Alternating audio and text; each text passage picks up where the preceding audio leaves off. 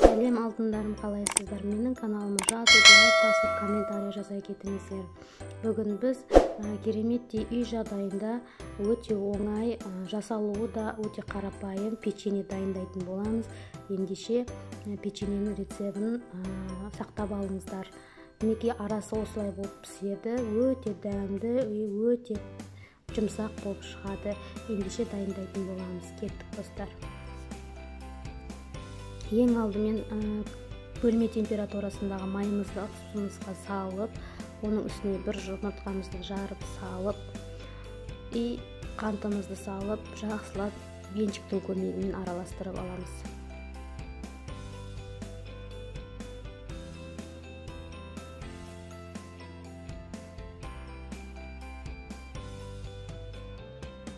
Неге жақсылап араластырып алдық.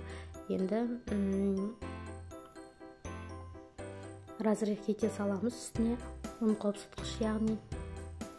Және де ұнымызды илеуіштен өткізіп, осылай араластырып, бірінші венчиктің көмегімен, одан кейін қолмен араластыратын боламыз.